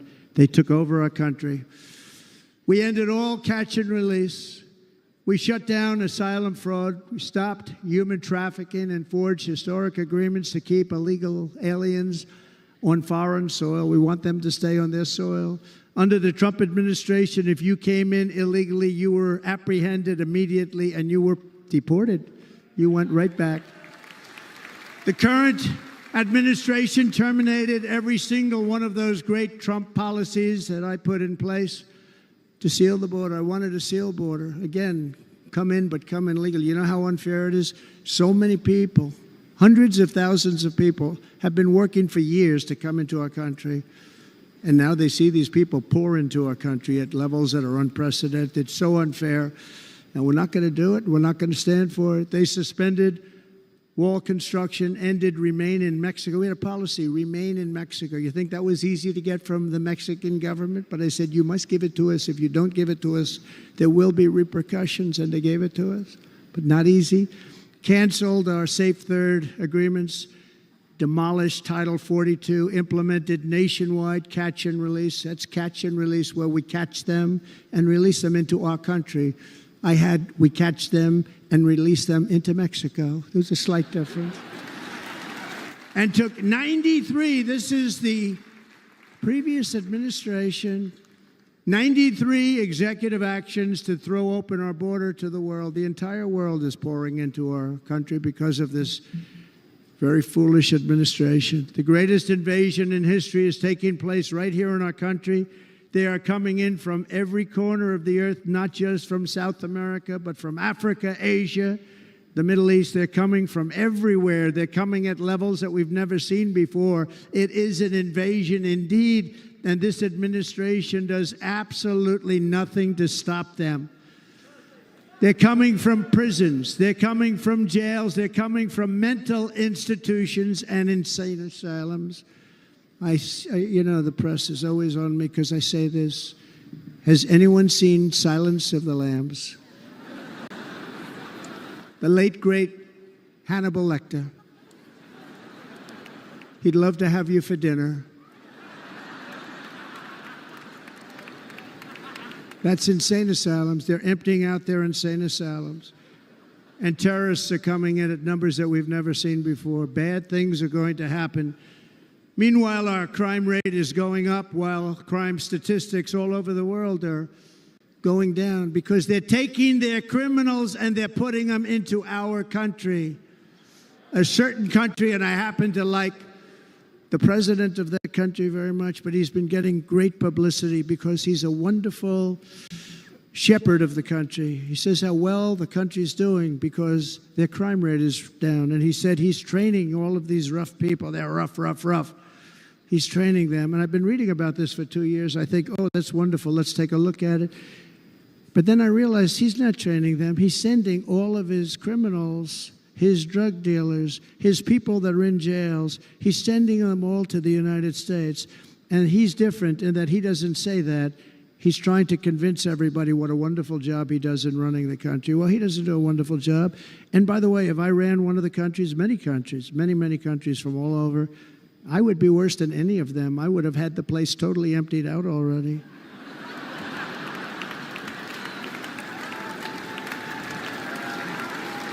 But we become a dumping ground for the rest of the world, which is laughing at us. They think we're stupid. And they can't believe that they're getting away with what they're getting away with, but they're not going to be getting away with it for long. That's what I can tell you.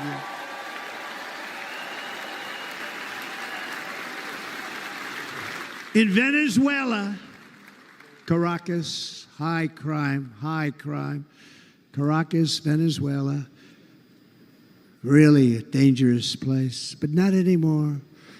Because in Venezuela, crime is down 72%. In fact, if they would ever win this election, I hate to even say that, we will have our next Republican convention in Venezuela because it will be safe.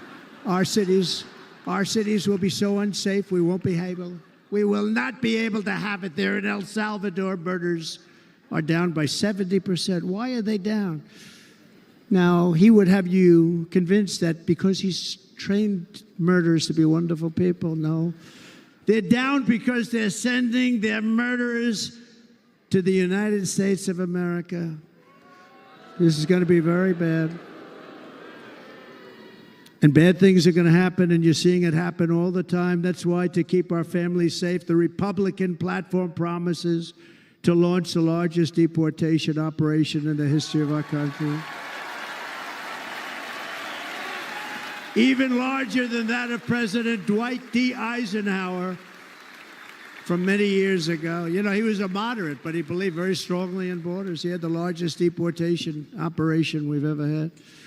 Just recently, I spoke to the grieving mother of Jocelyn Nungary, a wonderful woman, a precious 12-year-old girl from Houston who last month was tied up, assaulted, and strangled to death after walking to the convenience store just a block away from her house.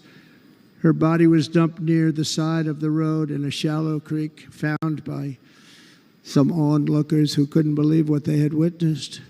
charged with Jocelyn's heinous murder of 2 illegal aliens from Venezuela who came across our border, were in custody, and were then released into the country by this horrible, horrible administration that we have right now. I also met recently with the heartbroken mother and sister of Rachel Morin. Rachel was a 37-year-old mom of 5 beautiful children who was brutally raped and murdered while out on a run. She wanted to keep herself in good shape. It was very important to her. She was murdered. The monster responsible first killed another woman in El Salvador before he was led into America by the White House. This White House let them in.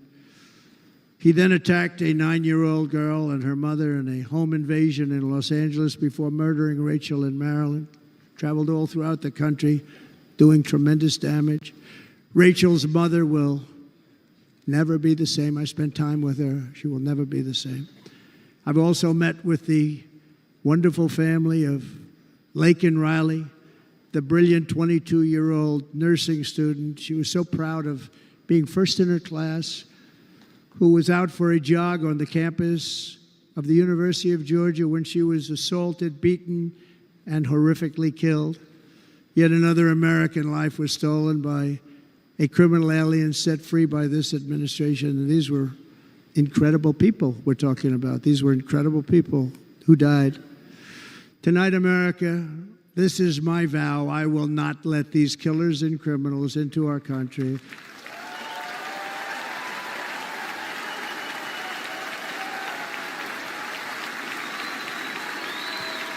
I will keep our sons and daughters safe. As we bring security to our streets, we will help bring stability to the world. I was the first president in modern times to start no new wars. You know, we were the toughest, we were the most respected. And you saw this. Hungry, strong country, run by a very powerful, tough leader. He's a tough guy. Press doesn't like him because he's tough. And he came out recently. They were asking him at an interview, the whole world is exploding. What's happening? What's going on? Viktor Orban, Prime Minister of Hungary, very tough man. He said, I don't want people coming into my country and blowing up our shopping centers and killing people. But they said to him, tell us what's going wrong, what's happening, what is it? He said, there's only one way you're going to solve it. You got to bring President Trump back to the United States because he kept everybody at bay. He used a word I wouldn't use because I can't use that word. Because you'd say it was braggadocious. The press would say he was a braggart. I'm not a braggart. But Viktor Orban said it. He said Russia was afraid of him. China was afraid of him. Everybody was afraid of him. Nothing was going to happen. The whole world was at peace. And now the world is blowing up around us. All of these things that you read about were not going to happen. Under President Bush, Russia invaded Georgia. Under President Obama, Russia took Crimea. Under the current administration, Russia is after all of Ukraine. Under President Trump, Russia took nothing.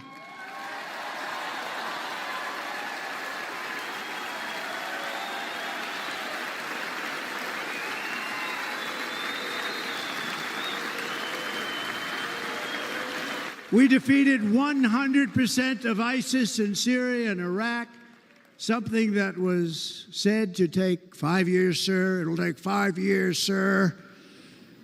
We did it in a matter of a couple of months. We have a great military. Our military is not woke. It's just some of the fools on top that are woke.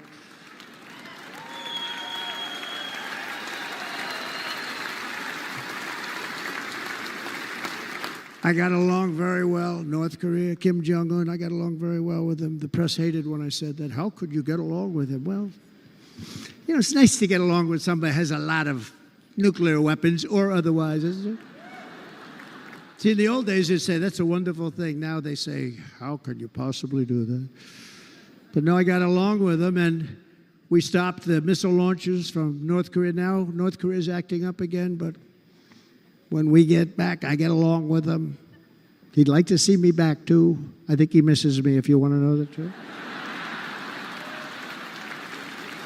Our opponents inherited a world at peace and turned it into a planet of war. We're in a planet of war.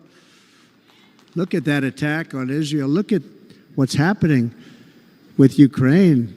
The cities are just bombed out.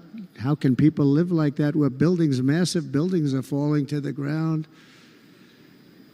It began to unravel with the disastrous withdrawal from Afghanistan, the worst humiliation in the history of our country. We have never had a humiliation like that.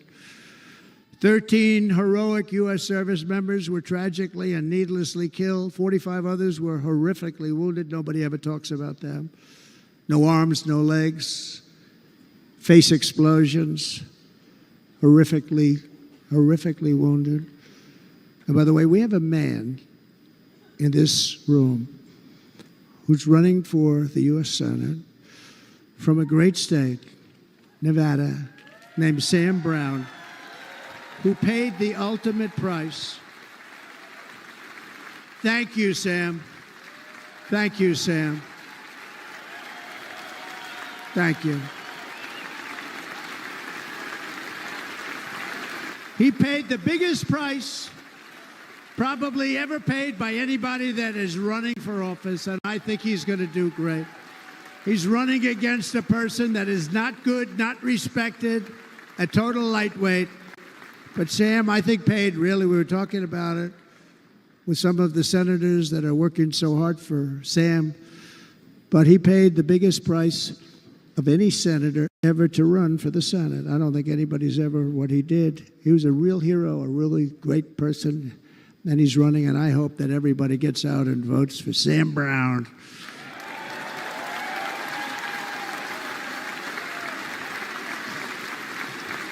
And we also left behind $85 billion worth of military equipment, along with many American citizens were left behind. Many, many American citizens, emboldened by that disaster, Russia invaded Ukraine. They saw this group of people that were incompetent. We took the soldiers out first. No, we're going to take the soldiers out second. If they would have followed my plan, we had a great plan. But the plan only kicked in if they did everything perfectly. And they weren't doing things perfectly, so we said it doesn't kick in. 18 months in Afghanistan, we didn't have one, so they were killing them left and right, snipers. And I spoke to the head of the Taliban. You've heard this story. Abdul, still there, still the head of the Taliban. The press got on me. Why would you speak to him? I said, because that's where the killing is. I don't have to speak to somebody that has nothing to do with it. And I told him, don't ever do that. Don't ever do that again. Don't ever, ever do that again. You've got to stop. Because during the Obama administration, many great people and soldiers, but a lot of soldiers were being killed from long distance.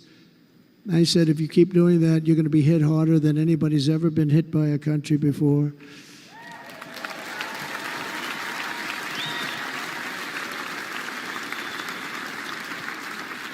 And he said, I understand, Your Excellency. He called me Your Excellency.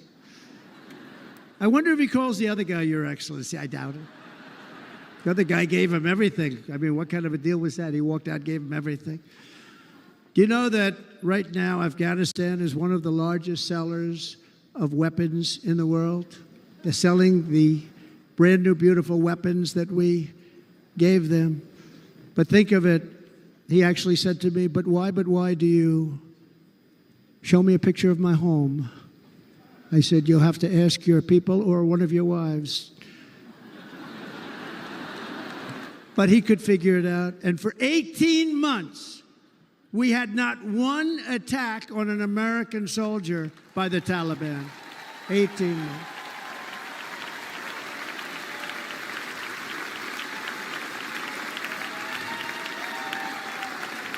And then we had that horrible day where soldiers were killed. I was not there because of a ridiculous election. But we had that horrible attack. And they also gave up Bagram, one of the biggest bases anywhere in the world, air bases anywhere in the world, the longest runways, most powerful, hardened, thickened runways. We gave it up.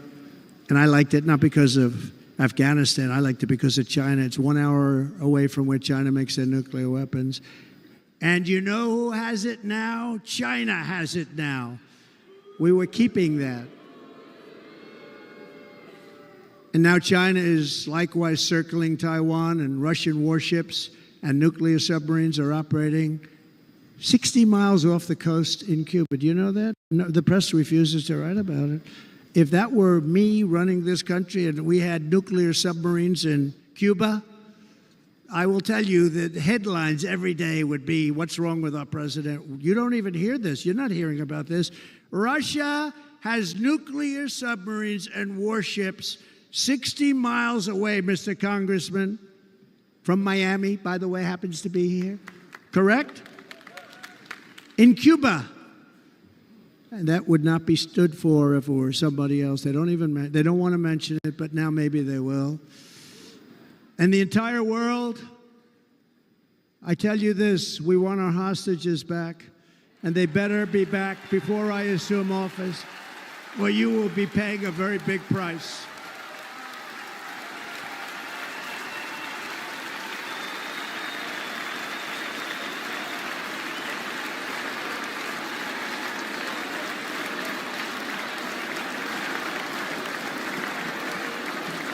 With our victory in November, the years of war, weakness, and chaos will be over. I don't have wars. I had no wars other than ISIS, which I defeated, but that was a war that was started. We had no wars. I could stop wars with a telephone call. I could stop wars with just a telephone call. If properly stated, it would never start. We will replenish our military and build an Iron Dome missile defense system to ensure that no enemy can strike our homeland. And this great Iron Dome will be built entirely in the USA. We're going to build it in the USA. And Wisconsin, just like I gave you that massive ship contract, and you're doing a very nice job, Governor, right? Thank you, Governor. And they're doing a great job. In fact, I had a little design change, and we gave them a tremendous for essentially what we used to call destroyers. These are now the most beautiful. They look like yachts. I said, we have to take the bow and we have to make it a little nicer and a little point at the top instead of a flat nose. And the people at the shipyard said, this guy sort of knows what he's doing. We have the most beautiful ships, right, Governor? And everybody's sitting over there. And it was a big contract that everybody wanted. I gave it to Wisconsin, but we're going to have a lot of that built right here in the state of Wisconsin and all other states. Israel has an Iron Dome. They have a missile defense system. 342 missiles were shot into Israel, and only one got through a little bit. It was badly wounded. It fell to the ground, but most of them are. And Ronald Reagan wanted this many years ago, but we really didn't have the technology many years ago. Remember, they called it Starship, spaceship, anything to mock him. But he was a very good president, very, very good. But now we have unbelievable technology. And why should other countries have this and we don't? No, we're going to build an Iron Dome over our country, and we're going to be sure that nothing can come and harm our people. And again, from an economic development standpoint, we're going to make it all right here. No more sending it out to other countries in order to help. It's America first. America first. We will unleash the power of American innovation. And as we do, we will soon be on the verge of finding the cures to cancer, Alzheimer's disease, and many other diseases. We're going to get to the bottom of it. You remember this gentleman that I don't want to mention other than one time I had to, because when you say the 10 worst, I had to do it. I didn't want anybody to be confused.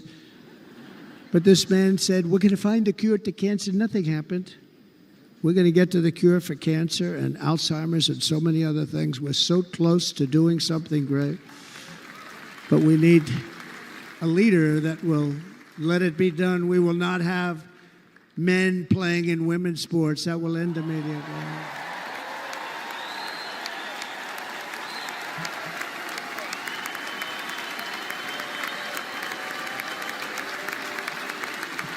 And we will restore and renovate our nation's once great cities, making them safe, clean, and beautiful again.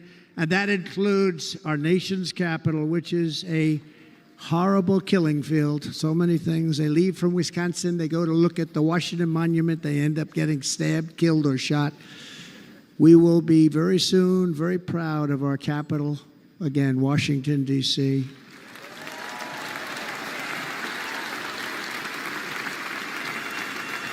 America is on the cusp of a new golden age, but we will have the courage to seize it. We're going to take it. We're going to make it a current. We're going to bring this into a golden age like never seen before. Remember this, China wants to do it. Japan wants to do it. All of these countries want to do it. We have to produce massive amounts of energy if we're going to produce the new. If you look at some of the things that have been done, and some of the things that we're going to do.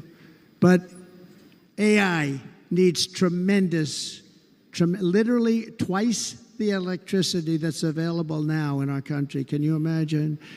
But instead, we're spending places where they recharge electric cars. They built 8 chargers at a certain location toward the Midwest. 8 chargers for $9 billion. Think of them as a tank for filling up your gas. Think of it. They spent $9 billion on 8 chargers, 3 of which didn't work. And if you were going to do this all over our country, this crazy electric mandate, if you're going to do this and by the way, I'm all for electric. They have their application. But if somebody wants to buy a gas-powered car, gasoline-powered car, or a hybrid, they're going to be able to do it.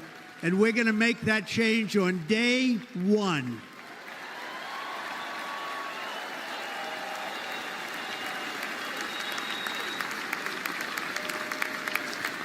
So to conclude, just a few short days ago, my journey with you nearly ended. We know that. And yet, here we are tonight, all gathered together, talking about the future, promise, and a total renewal of a thing we love very much. It's called America. We live in a world of miracles. None of us knows God's plan or where life's adventure will take us. I want to thank Franklin Graham for being here tonight. He's an outstanding man. He wrote me a note recently. I have a lot of respect for him. Sir, I love your storytelling. I think it's great in front of these big rallies. But sir, please do me one favor. It won't make any difference. Please don't use any foul language. I was a little embarrassed. I said, he said, it won't make any difference. Actually, it does. The story's not quite as good, but I've been very good. The story is not quite as good, to be honest. I've got to have a little talk with Franklin, but he was great. He's a great gentleman. His father was so incredible, Billy Graham. My father used to love taking me to see Billy Graham. My father would take me to see Billy Graham at Yankee Stadium. He had the biggest rallies you've ever seen. He was a good rally guy, too. But he'd get up, and he was a fantastic guy. My father loved Billy Graham. But I love Franklin Graham. I think Franklin's been fantastic, and I'm working so hard to adhere to his note to me. I'm working hard on it, Franklin.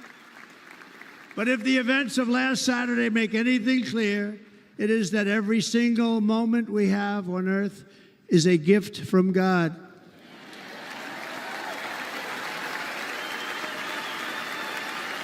We have to make the most of every day for the people and for the country that we love. The attacker in Pennsylvania wanted to stop our movement, but the truth is the movement has never been about me. It has always been about you. It's your movement. It's the biggest movement in the history of our country by far. Can't be stopped. It can't be stopped. It has always been about the hardworking, patriotic citizens of America. For too long, our nation has settled for too little. We settled for too little. We've given everything to other nations, to other people. You have been told to lower your expectations and to accept less for your families. I am here tonight with the opposite message. Your expectations are not big enough. You're not big enough. It is time to start expecting and demanding the best leadership in the world, leadership that is bold, dynamic, relentless, and fearless. We can do that. We are Americans. Ambition is our heritage. Greatness is our birthright. But as long as our energies are spent fighting each other, our destiny will remain out of reach, and that's not acceptable. We must instead take that energy and use it to realize our country's true potential and write our own thrilling chapter of the American story. We can do it together. We will unite. We are going to come together, and success will bring us together.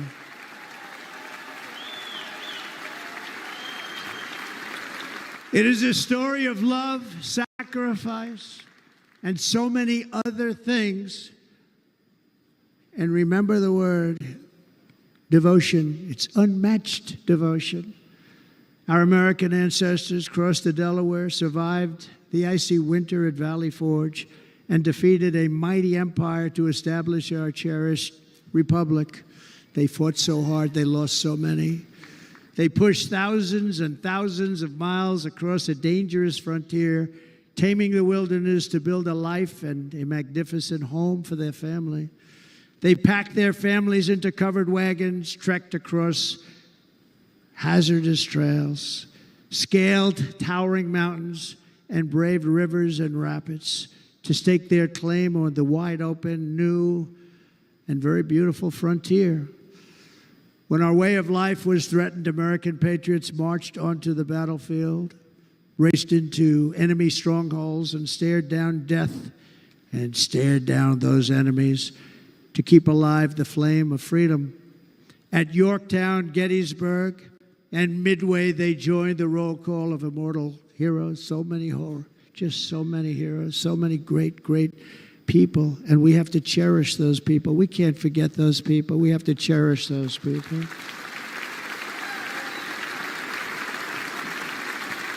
And building monuments to those great people is a good thing, not a bad thing. They saved our country. No challenge was too much.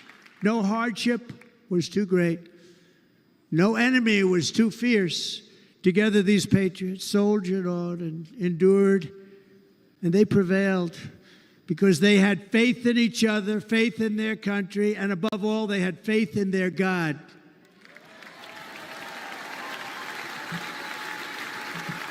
Just like our ancestors, we must now come together, rise above past differences. Any disagreements have to be put aside and go forward, united as one people, one nation, pledging allegiance to one great, beautiful, I think it's so beautiful, American flag.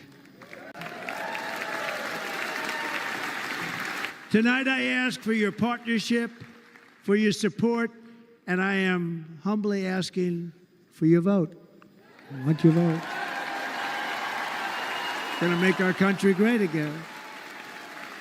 Every day I will strive to honor the trust you have placed in me, and I will never, ever let you down. I promise that. I will never let you down. To all of the forgotten men and women who have been neglected, abandoned, and left behind, you will be forgotten no longer. We will press forward, and together we will win, win, win.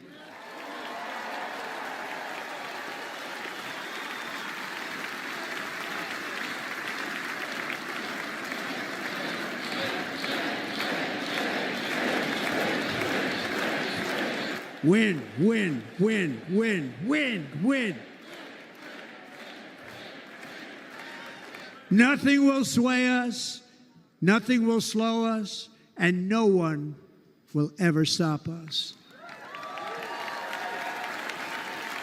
No matter what dangers come our way, no matter what obstacles lie in our path, we will keep striving toward our shared and glorious destiny, and we will not fail. We will not fail. Together we will save this country. We will restore the republic, and we will usher in the rich and wonderful tomorrows that our people so truly deserve. America's future will be bigger, better, bolder, brighter, happier, stronger, freer, greater, and more united than ever before.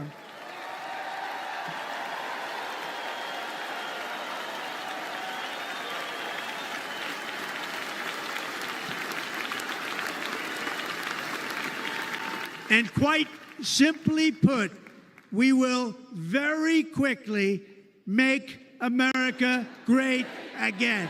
Thank you very much. Thank you very much, Wisconsin. God bless you. God bless you, Wisconsin, and God bless the United States of America, our great country. Thank you very much, everybody. Thank you. All right, after 2 hours, no, 1 hour of speech, former President Donald Trump formally ends his acceptance speech to be the nominee of the Republican Party for the 2024 presidential race. It's 12:05 a.m. on the East Coast, 11:05 in the Central, 9 in the Pacific. All right, we can see former First Lady Melania Trump with the former president on the stage.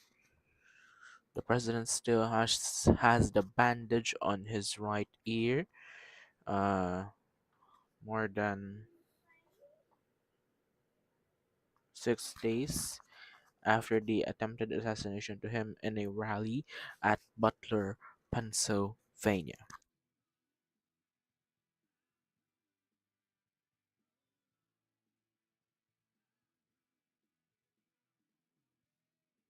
Alright, and that ends the Capital Politics special coverage of a week of the Republican National Convention.